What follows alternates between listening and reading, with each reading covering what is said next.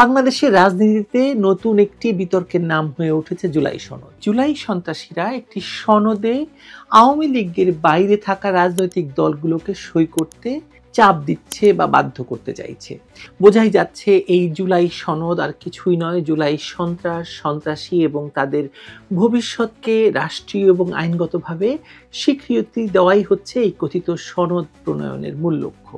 কিন্তু বাংলাদেশে পরবর্তীতেই ক্ষমতায় যাওয়ার দৌড়ে যে দলটি সবচেয়ে বেশি এগিয়ে আছে সেই বিএনপির জন্য যে এই জুলাই সনদ একটি রাজনৈতিক মৃত্যুর ফাঁদ, সেটি বিএনপির নেতৃত্বের একটি অংশ বুঝতে পেরেছে বলে মনে হয়।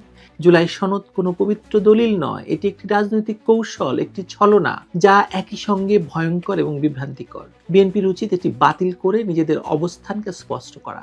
বিশেষ করে বিএনপির মতো একটি দীর্ঘদিনের রাজনৈতিক দল যদি এই সনদে স্বাক্ষর করে তবে সেটি তাদের রাজনৈতিক আত্মহত্যা সামিল হবে কিনা সেটা এখন সর্বাধিক গুরুত্বপূর্ণ প্রশ্ন। বিএনপির অবস্থান অত্যন্ত গুরুত্বপূর্ণ, কারণ এই সনদে সই করা মানেই তাদের দীর্ঘদিনের রাজনৈতিক পরিচয়, আদর্শিক অবস্থান এবং ভবিষ্যৎ রাজনৈতিক সম্ভাবনা একেবারে শেষ হয়ে যাবে। বিএনপি যদি এই সনদে স্বাক্ষর করে তাহলে তারা নিজেরা একটি সহিংস, অবৈধ এবং সাংবিধানিক কাঠামোর বাইরে পরিচালিত প্রক্রিয়াকে বৈধতা দিবে। এর অর্থ নিজেদের অতীত এবং রাজনীতির বিরোধিতা নিজেরাই করবে এবং ভবিষ্যতে সাংবিধানিক সংস্কার দাবি করার নৈতিকতা বা নৈতিক অধিকার তারা হারাবে। উল্লেখযোগ্য বিষয় হলো বিএনপির মূল প্রতিদ্বন্দ্বী এখন শুধু আওয়ামী লীগ নয়, বরং এমন কিছু ইসলামপন্থী এবং চরম মুক্তিযুদ্ধ বিরোধী গোষ্ঠী যারা বিএনপির রাজনৈতিক দুর্বলতা কাজে লাগিয়ে নিজেদেরকে নতুন নেতৃত্ব হিসেবে প্রতিষ্ঠা করতে চায়। জামায়াত থেকে বেরিয়ে আসা এনসিপি, এবি পার্টি কিংবা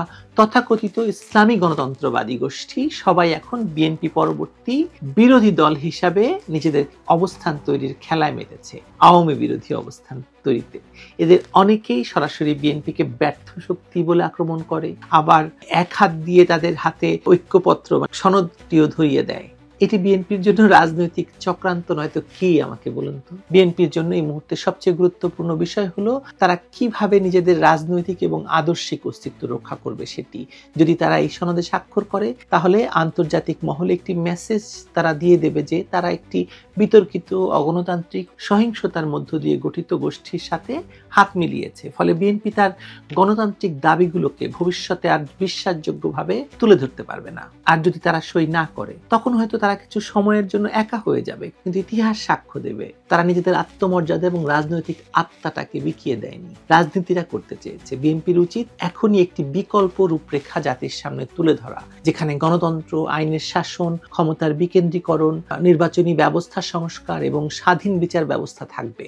যে কথা তারা তাদের 51টি সংস্কারের কথা আগেই বলেছিলেন। তারা দেখাতে পারে কোনো চরমপন্থার অংশ নয়। এই যে ইসলামপন্থী ফ্যাসিবাদের নতুন উত্থান, তাও তারা সমর্থন করে না। তারা তথাকথিত গণতন্ত্রের জন্য মায়া কান্না করা রাজনৈতিক শক্তির সঙ্গে নেই, বরং তারা একটি মাঝামাঝি গঠনমূলক এবং গণমুখী রাষ্ট্রের ধারক। আজকের এই মুহূর্তে বিএনপির সামনে একটি কঠিন কিন্তু পরিষ্কার পথ খোলা আছে। যদি তারা স্বাক্ষর করে তবে এটি তাদের রাজনৈতিক মৃত্যুর পরোয়ানা সই করার সমান। যদি না করে তবে ভবিষ্যতের নেতৃত্বের জন্য নিজেকে প্রস্তুত করতে পারবে। যারা আজ তাদের বাদ দিয়ে নতুন ঐক্য গড়তে চাইছে, কাল তারাই ইতিহাসে রাস্তা করে ঠাঁই পাবে যদি বিএনপি কৌশলগত দৃঢ়তা এবং আদর্শিক স্পষ্টতা নিয়ে এগিয়ে যায়। জুলাই সনদ কোনো পবিত্র দলিল নয়, এটি একটি রাজনৈতিক কৌশল, একটি ছলনা, যা একই সঙ্গে ভয়ঙ্কর এবং বিভ্রান্তিকর। বিএনপির উচিত এটি বাতিল করে নিজেদের অবস্থানকে স্পষ্ট করা। প্রশ্ন এখন আর সই করা না করা নয়, প্রশ্ন হচ্ছে বিএনপি কি টিকে থাকতে চায় নাকি ইতিহাসের পাতায় নিজেদের আত্মহত্যার কাহিনীটা লিখে যেতে চায়। এই অবস্থায় বিএনপি যদি আদর্শিক স্পষ্টতা না থাকে, কৌশলগত সাহস না দেখায়, তবে তারা একসময় রাজনৈতিক মানচিত্র থেকে মুছে যেতে পারে। কারণ প্রতিযোগীরা তাদের জায়গা নিতে প্রস্তুত, চেহারা বদলে, আদর্শ পাল্টে এবং নতুন গণতন্ত্রের মুখোশ পরে। তাই এখন প্রশ্ন নয় জুলাই সনদ বিএনপির জন্য লাভজনক কিনা, প্রশ্ন হলো বিএনপি কি টিকে থাকতে চায় নাকি আত্মসমর্পণ করতে চায়, নাকি নিজের মৃত্যু পরোয়ানায় নিজেই সই করতে চায়। বিএনপির নেতাকর্মীরা কি বলেন? যারা আমার ভিডিওটি দেখেন তারা নিশ্চয়ই এই প্রশ্ন নিয়ে এখন ভাববেন। ভালো থাকুন সবাই।